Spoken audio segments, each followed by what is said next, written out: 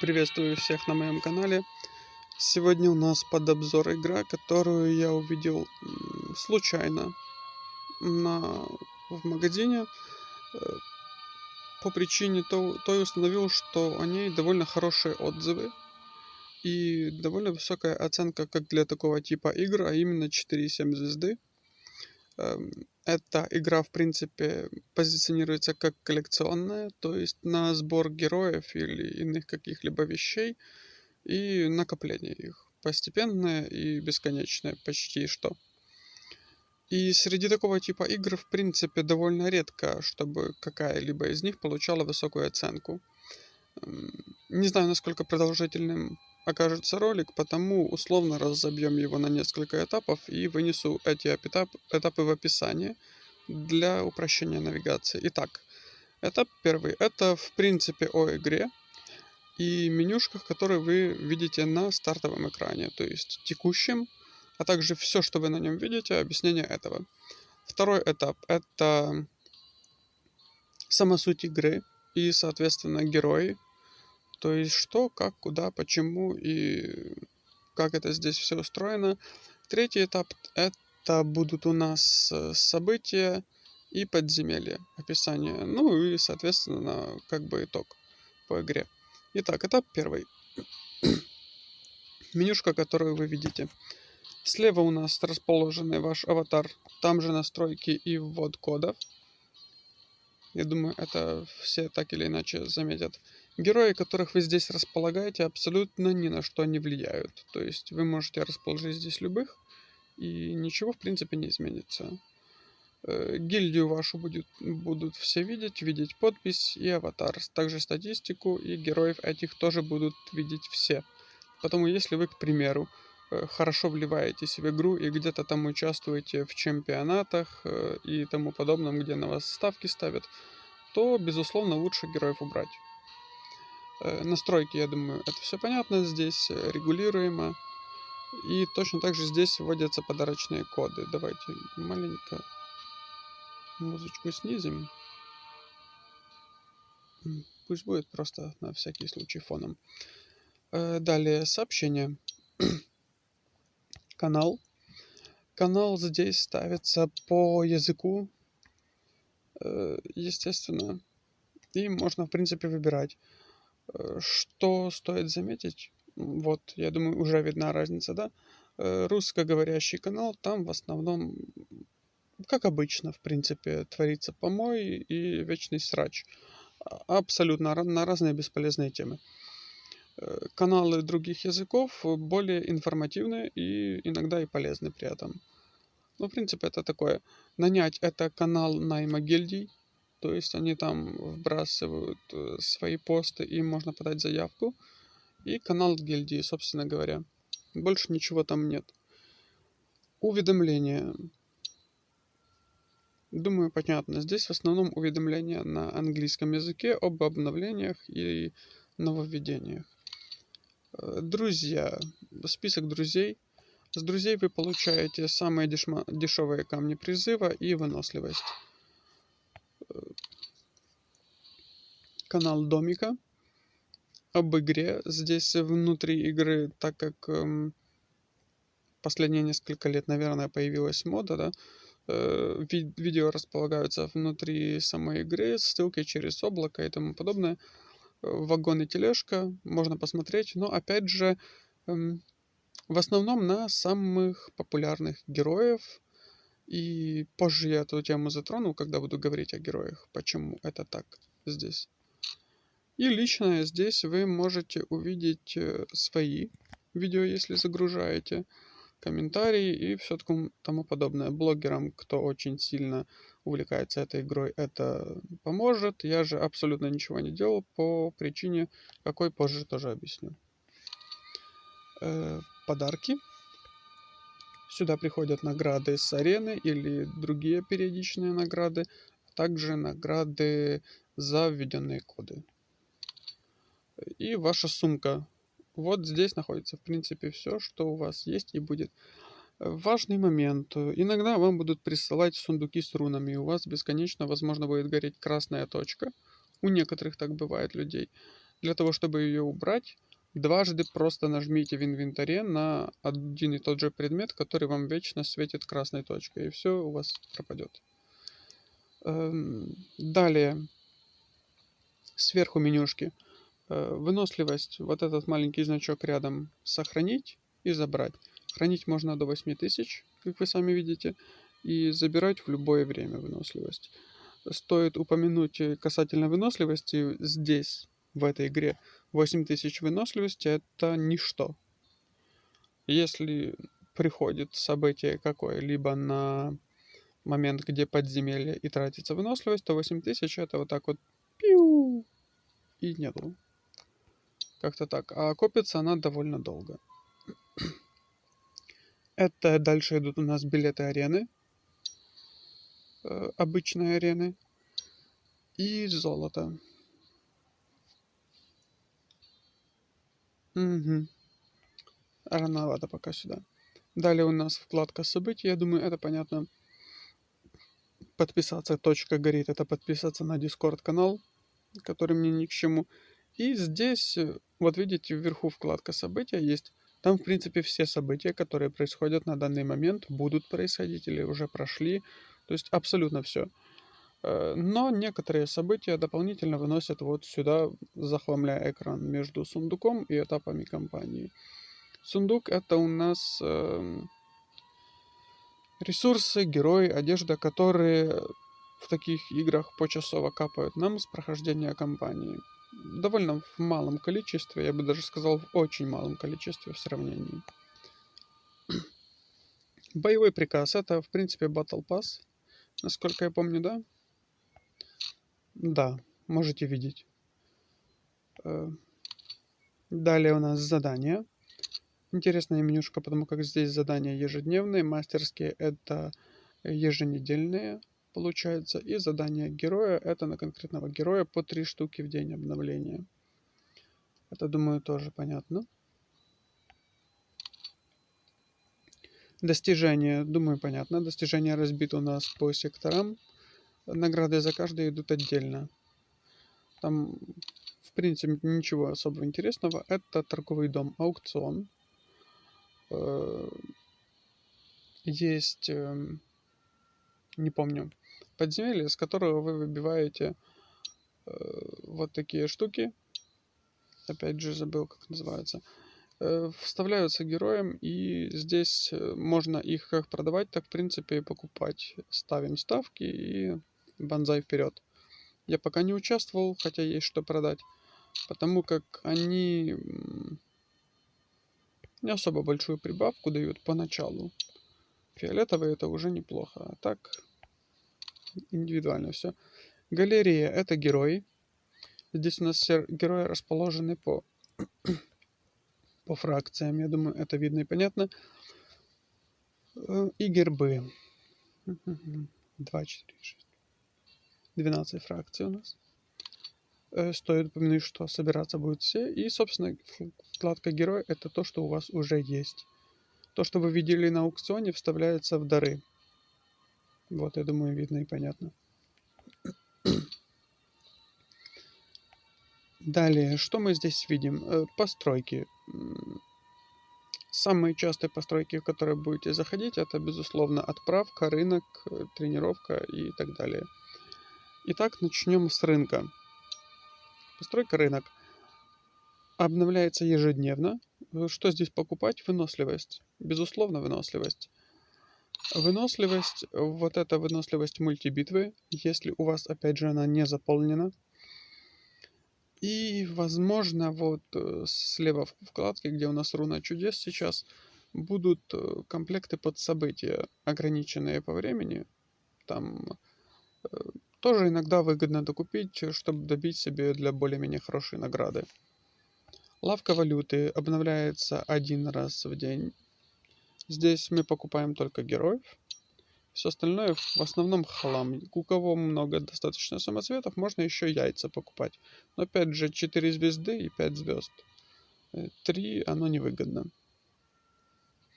Далее лавка арены. Думаю, здесь понятно, что к чему. Опять же, наиболее выгодный вариант это покупка яиц.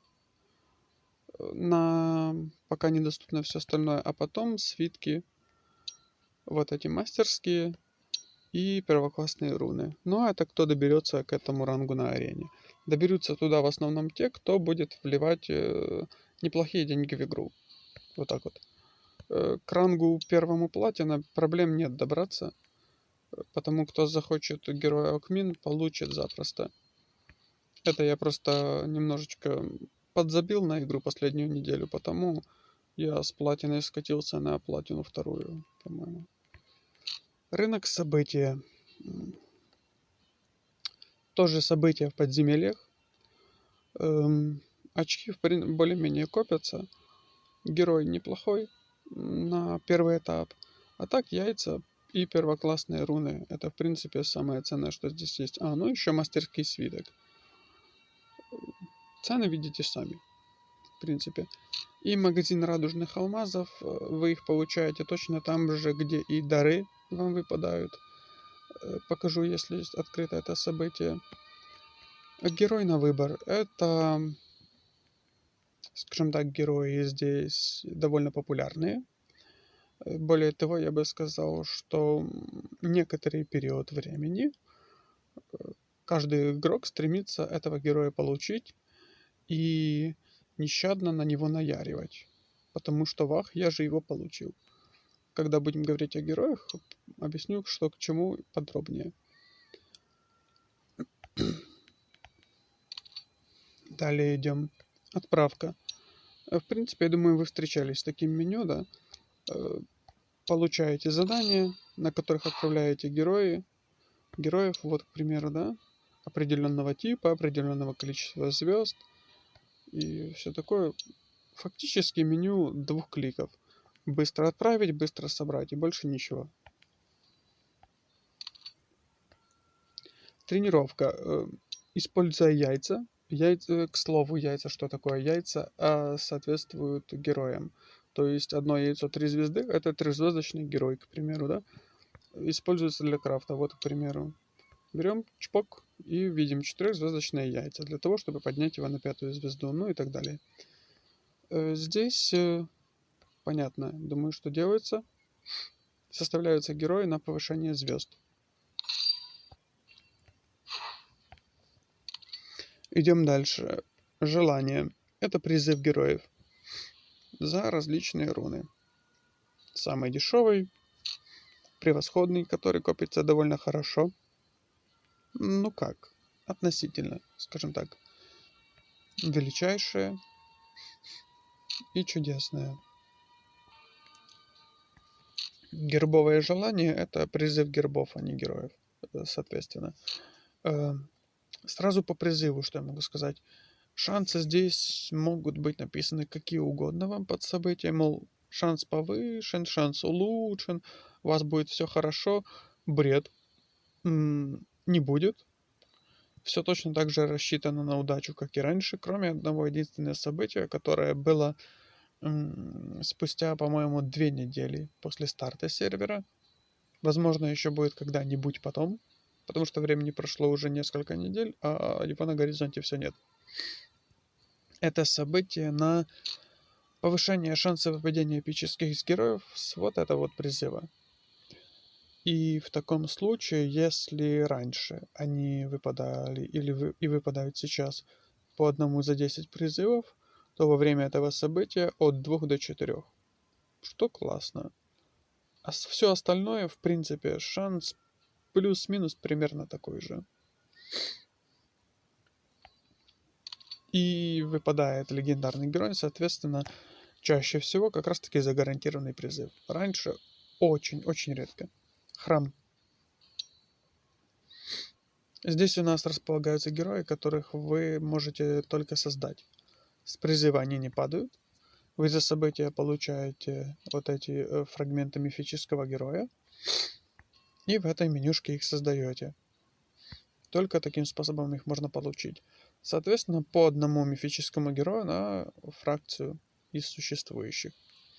Брунгильда, Люцифер, Улькастер, Лукея, Нита, Нереида, Бен Остин, Ну и так далее. Я думаю, это все понятно.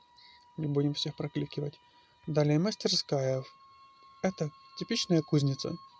Создаете различные комплекты одежды и оборудования в зависимости от ваших потребностей с очень низким шансом, опять же, выпадения чего-либо хорошего. То есть, когда создаете комплект, чаще всего падает всякий синий хлам, даже не эпический, и при минимальном количестве звезд. Потому, дабы здесь что-то выбить хорошее, нужно серьезное количество ресурсов собрать. А дабы собрать комплект, еще больше. Святилище. Банально, просто и скучно. Добавили героев в слоты, получаете бонусы за их звезды. Больше ничего. Талант. Здесь есть два варианта талант класса и талант метки. Башня метки есть. Там по 4 метки. Выбиваете ресурс вот эти метки, вкладываете сюда, он приносит бонусы параметров. Талант класса качается, насколько помню, да. За книжечки. Вот эти книжки вы получаете с арены. Аналогично, как и талант метки, оно влияет на что? Правильно, на прибавку к параметрам. И по разному типу книг качаются разные ветки. Но все книги падают с арены. И далее у нас остается здесь гильдия и арена. Гильдия. В гильдии у вас 4 события всего доступны. Изначально не все из них доступны. Босс гильдии бьете 2 раза в день, естественно. Получаете награды. Арена гильдий. Самая обычная скучная арена. Просто что теперь там все игроки гильдии. Далее расколотая земля. Довольно интересная менюшка, скажем так. И многие игроки странно себя здесь ведут. Даже в топовых кланах. Почему? Объясню. Если у вас более-менее хотя бы активная гильдия, или вы руководитель гильдии, объясните, пожалуйста, своим игрокам очень важный момент. Здесь башен, по-моему, около 80. И, конечно, абсолютный колодец. И для того, чтобы это все пройти, вам не нужны топовые игроки. Вообще не нужны. Чтобы вы понимали, сколько здесь башен максимум? 70? Допустим, 80, да? Для того, чтобы все это пройти, вам нужно, значит, 8 человек. Почему? Потому что на один человек может держать под контролем постоянным своим 10 башен максимум. То есть 10 башен это максимум, какой он может держать. И если делать все правильно, их можно проходить, чтобы вы понимали, первоуровневыми героями без прокачки звезд. Абсолютно. Это при том, что здесь у вас противники, там герои 200 уровень там, и выше, с вкачанными звездами и так далее и тому подобное. Как это все делается? Вот вы прокачиваете благодать, это во-первых.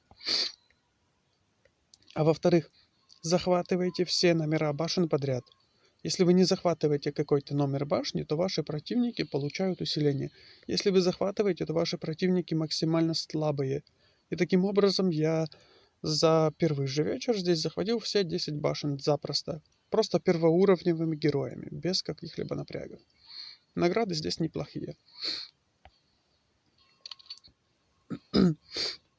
Воющий берег — это тот же босс гильдии по сути своей. Ничего нового здесь нет. Тот же босс гильдии, просто с другими какими-то бафами и все такое. Скукота. Сундук активности — это... Он связан с событием, которое я вам сейчас покажу, специально зайду.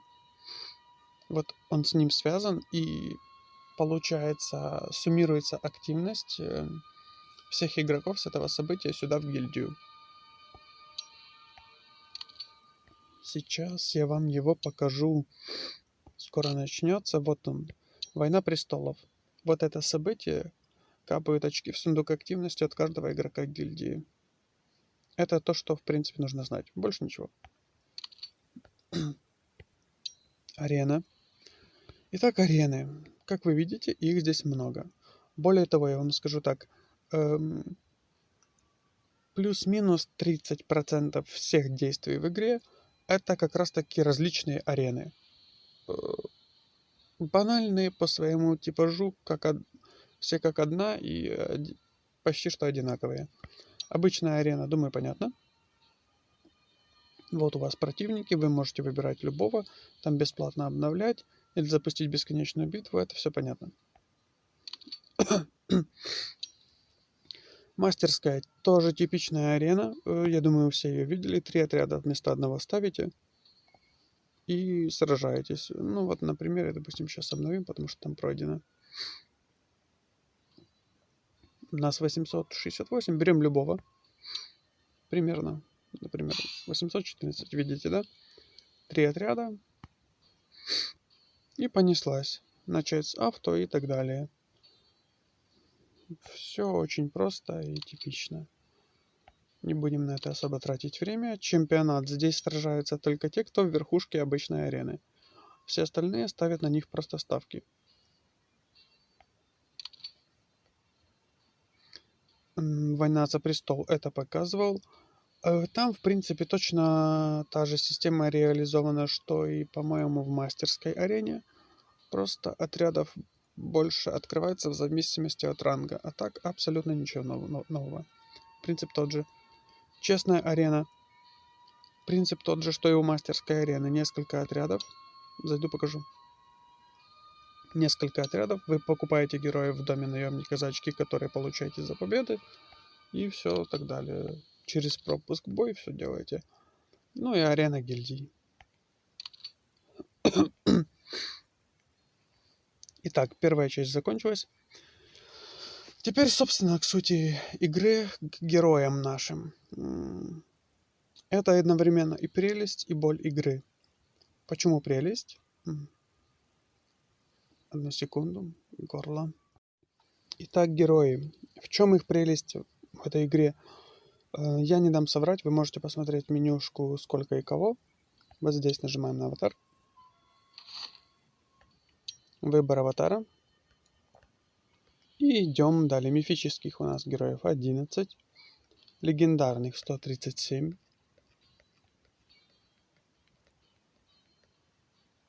Эпических 102. То есть, учитывая то, что эта игра коллекционная, масштабы коллекции могут быть невероятными. Думаю, вы все это понимаете. Тем более, что если забегать наперед, скажем так, герои, которыми теоретически можно играть и играть приятно, выкрутить их на что-то, это от общего числа где-то 80%. То есть всего 20% героев это откровенный хлам. Все остальные, ими можно играть и в теории, опять же в теории, играть очень эффективно. Просто это герои под определенную пачку. Например, я называю герои под спецпачку, который будет очень хорошо себя показывать в специальных отрядах. Пример приведу просто вот. Не то. По-моему, вот здесь.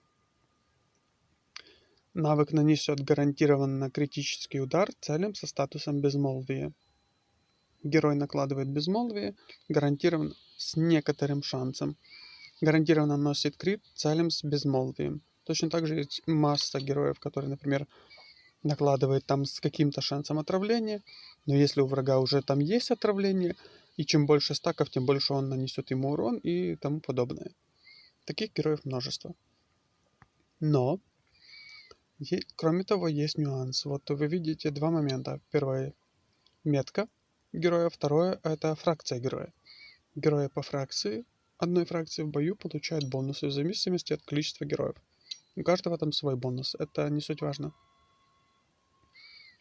И у нас имеются подземелья, соответственно, на метки на фракции.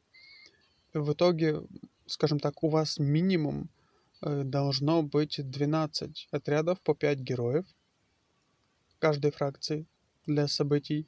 И плюс от этого еще по 4 отряда метки И там дальше уже по желанию, сколько вы пожелаете собирать. То есть в перспективе количество героев переваливает за 200, и играбельные из них при этом, ну, допустим, 180, да? Перспективы шикарные, учитывая то, что вот, герои сами по себе, к примеру, выглядят интересно, да? Анимация, там, все дела. Это, безусловно, в принципе, главное, что вызывает интерес к этой игре. Почему она и называется коллекционная и все такое. Но в этом же и боль игры. Почему? Потому что вся игра сводится к тому, что если вы немножечко где-то в чем-то отстали, вы теряете прогресс в событиях. И чем больше вы теряете его, тем ниже вы в дальнейших событиях падаете в списках, меньше наград получаете, теряете еще больше. Ну и так, собственно говоря, по кругу. Если вы не хотите, чтобы это происходило, варианта 2. Вы либо вливаете значительные денежные средства в игру, для того, чтобы оставаться на плаву в событиях и, соответственно, получать ресурсы для прокачки, и в итоге не остановиться, не дойти до скорости почти что остановился в развитии. Либо вы делаете что?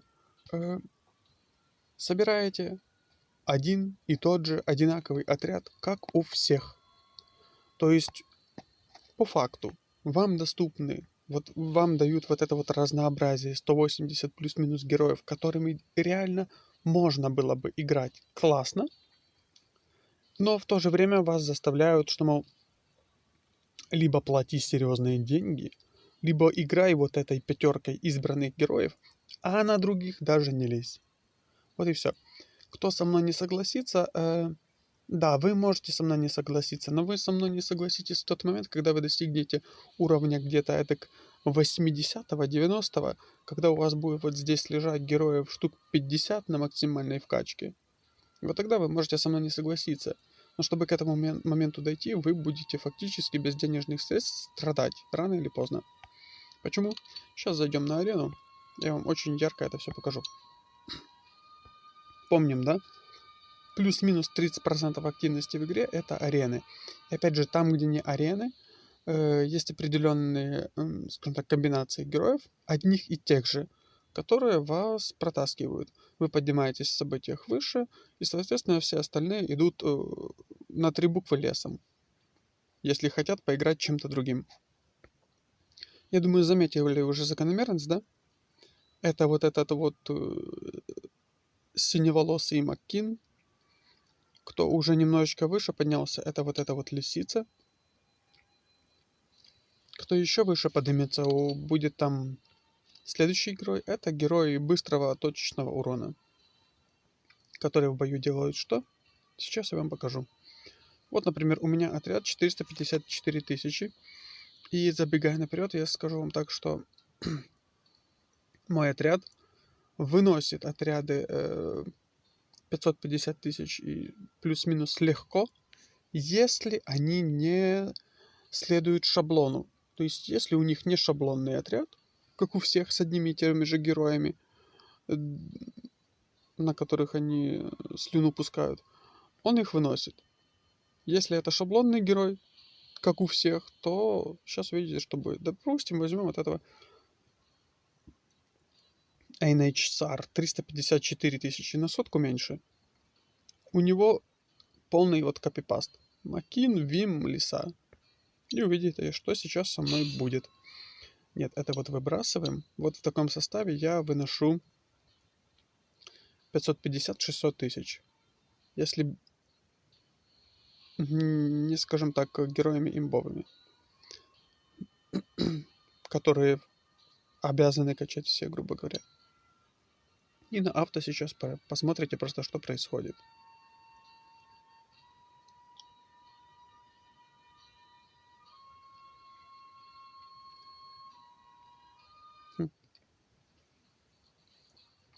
На первой скорости, просто дабы видно было.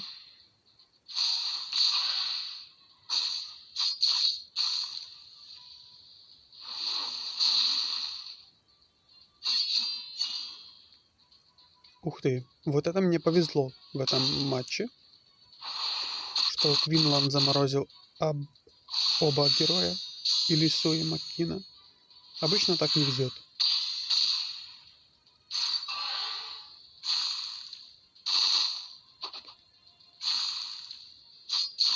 Но мы помним, что разница в силе 100 тысяч.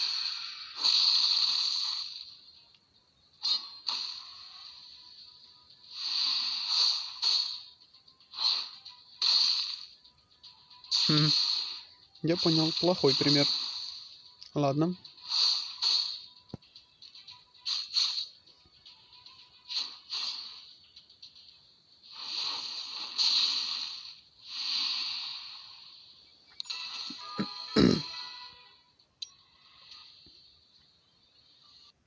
Возьмем кого поближе по силе.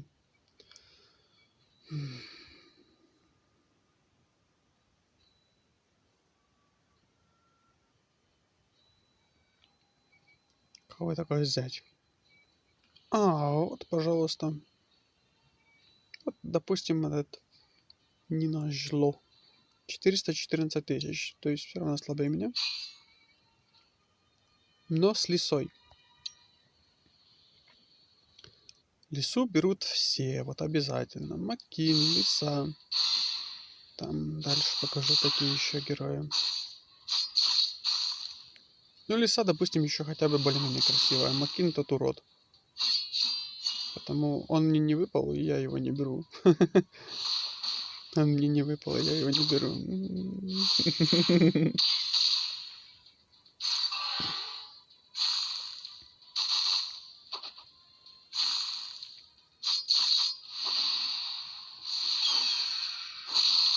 Да вы шутите. А вот честное слово, ребята, вот пока я не снимал видео, каждый бой я проигрывал таким составом. Не своим составом в смысле, а вражеским составом, которые имеют таких героев. Я не понимаю, что произошло. Наверное, надо каждый раз снимать видео, когда я захожу на арену.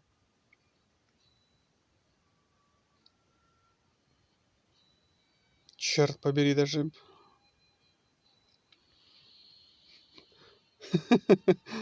В общем, да где бы так показать? У кого тут, кто меня побил, такой состав? Вот.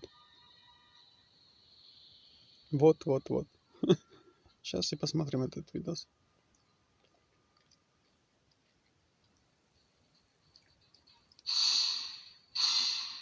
Это я с той стороны, так как я в защите.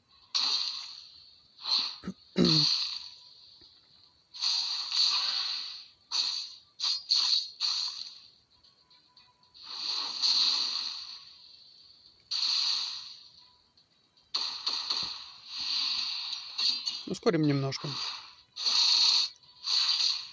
Видели, да? Думаю, что произошло. То есть герой за один удар убивает вашего героя целиком.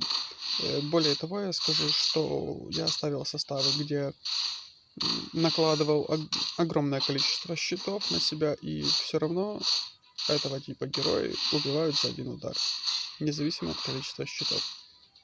Может быть, Нордак спасает кого-то там, но у меня его еще нет. И потому, в принципе, я же говорю, рано или поздно вы заметите это, что все сводится к прокачке одних и тех же составов. Если нет, вы отстаете. Идем дальше по героям. Что с ними можно делать, в принципе? Это игра коллекционная, да? Все, что вы можете делать здесь с героем, это одевать его, прокачивать его, и больше ничего. Ни скинов, ни, в принципе, каких-либо вот анимаций, если там потыкать или что-то такое тому подобное. Ничего такого здесь нет. То есть вы коллекционируете картинки.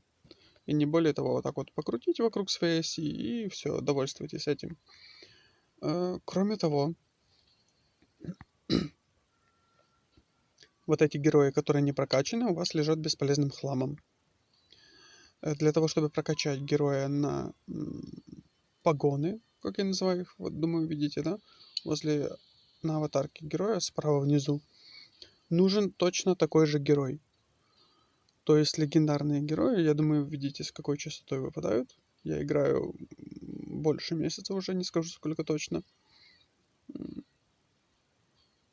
Прям без денег вы черта с два насобираете для того, чтобы прокачать хотя бы 5 на погоны. Я не знаю, вот, наверное, года 1,5-2 или больше придется играть. А героев у нас, вспоминаем, плюс-минус играбельных 180. Удачи. То есть вот этот диссонанс очень портит именно в конце концов ощущение от игры. Диссонанс между тем, что с одной стороны героев много, герои красивые, героев ты получаешь и ты в принципе доволен, но ты не можешь с ними ничего делать. Они вот у тебя валяются просто, и все. А качаешь ты рано или поздно то, что качают и все. И неприятно, скажем так, осадочек. Следующий момент. Что-то пришло в подарки. Переходим к следующему блоку по игре. Это подземелье у нас. Что такое подземелье? Моменты, с которых вы получаете выгоду. Драконий утес. Здесь вы получаете яйца. Помним, что такое яйца. Безусловно, тратиться лучше на 4-звездочные. И только в том случае, если у вас есть карта X2. Если у вас нет карты X2, это бесполезная трата выносливости, абсолютно невыгодная. Далее храм. Открывается по прохождению основной кампании. В чем фишка? Вы получаете здесь неплохо выносливости, сундуки с какими-то артефактами, одеждой и так далее. А прохождение храма, конечно, более-менее интересное на самом деле. То есть, например, здесь бла-бла-бла. Здесь, например, чтобы пройти, вам нужно собрать грибы по карте, да? Чтобы собрать грибы, нужно очень легкие головоломки решить и собрать. То есть такое. Кое-какое все-таки разнообразие. Тут я согласен. Один раз проходится и навсегда. Драконий утес можно проходить бесконечно. Испытание храбрости — это линейка противников с арены. То есть лестница противников с арены. Я думаю, вы такое встречали. Победили одного, следующий победили одного, следующий и так далее. Сколько сможете. Руины дворфов.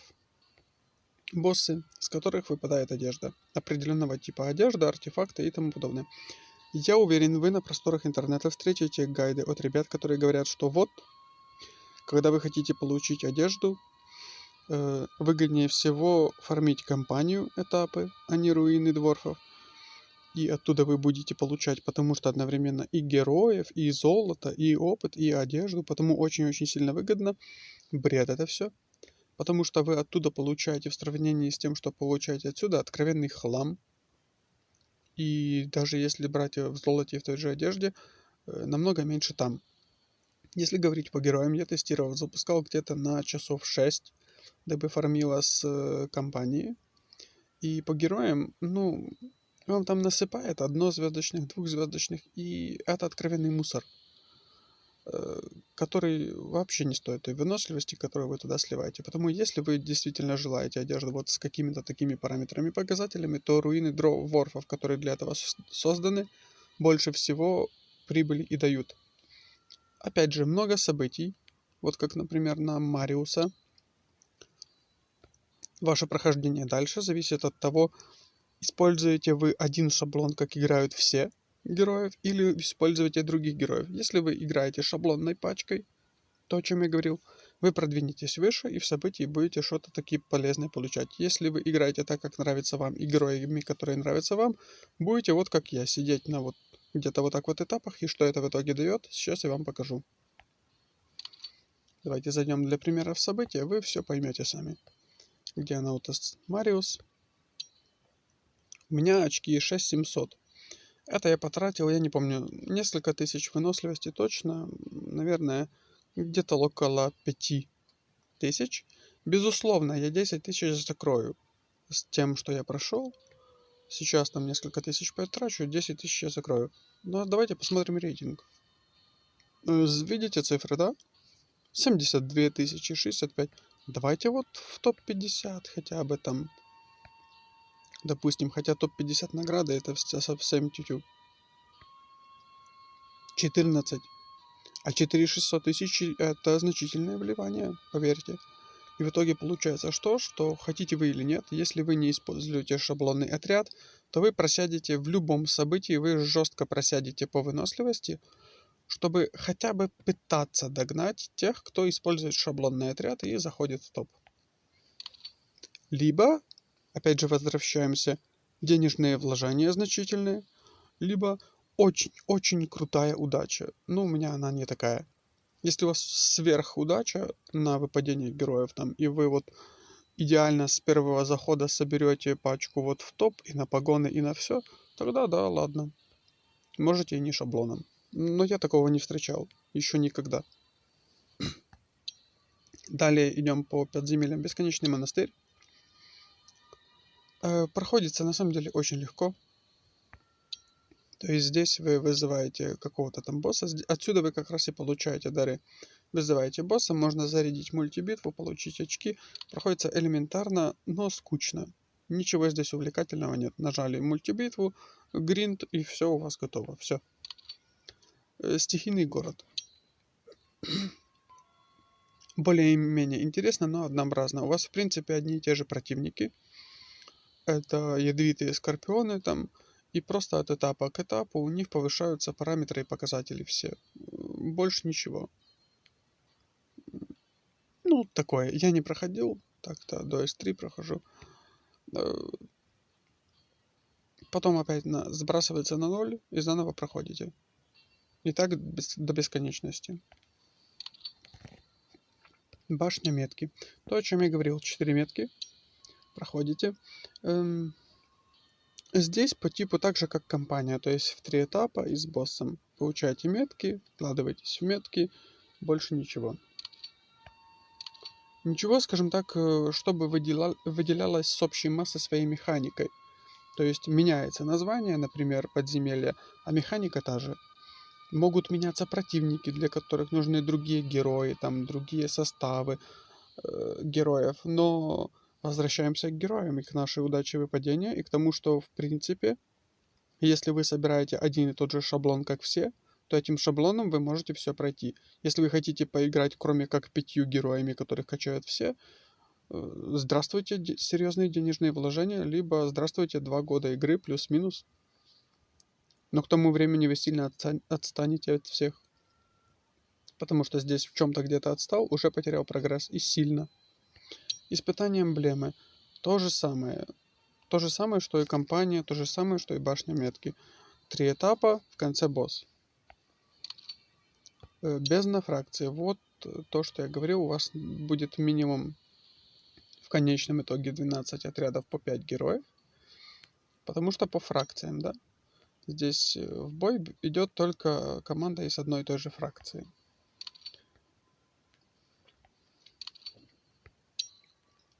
Ну и босс гильдии, который из самой гильдии доступен. А опять же, сейчас увидим разницу. Рейтинг урона.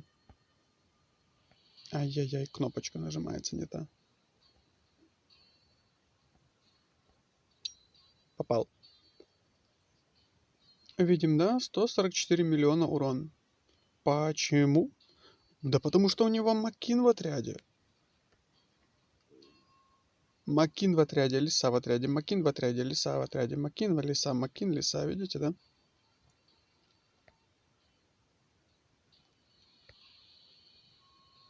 Думаю, видно, да? Вот у каждого Макин, лиса. И вот дальше я. 27 миллионов. Почему? Потому что не шаблонный отряд. Вот и все. Для вашего понимания, насколько вы будете отставать, если вы будете играть теми героями, которые нравятся вам.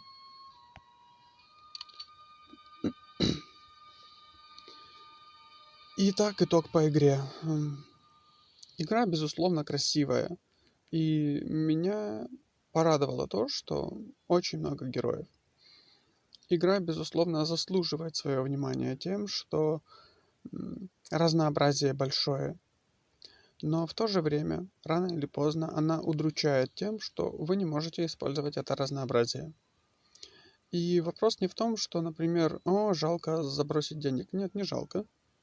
Денег забросить можно. Но если вы один день в нее не зайдете, или где-нибудь какое-то событие недовыполните, сразу будет сильное отставание, по итогу которого,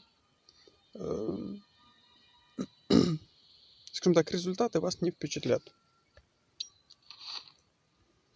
Маяк, это, думаю, понятно. Немножко по событиям. События у нас здесь, которые в процессе показаны. Скоро начнется, тоже показаны. Но если вы хотите заморачиваться сильно и видеть события, которые начнутся, и действительно как-то планировать свои действия, вкладка вам должна не интересовать не которые события скоро начнутся, а вот это вот календарик с галочкой. Дзынь. И смотреть вот здесь. Потому как здесь можно посмотреть в более дальней перспективе иногда, чем те, которые показаны там. В принципе, по игре все. Для сравнения я сниму видеоролик по коллекционникам, которые получают в магазине приложений 3 звезды. И вы сравните, сколько возможностей там, сколько возможностей здесь, в этой игре, которая распиаренная, и 4,7, и в которой там 3 звезды. Ну и каждый, в принципе, выберет более-менее то, что подходит ему. Лично я довольно скоро эту игру удалю. Именно потому, что развитие до невозможности здесь медленное. И вот это вот навязывание искусственной гонки, которая по сути своей бесполезна, потому как события не все. Есть оригинальные события, некоторые встречаются, но в большинстве своем события до ужаса идентичны. Это арена, банальная арена, меняются только вид противников, сам вид. И второй момент — это кампания, причем как по механике, так и по сути. И точно так же изменен просто вид противников. А событий, я думаю, вы видели много, и просто время уходит на однообразие. Вот так вот. А героев много, да, и красивых. Вот это мне здесь нравится. Всех благодарю за внимание. Приятного вам времяпровождения. До новых встреч.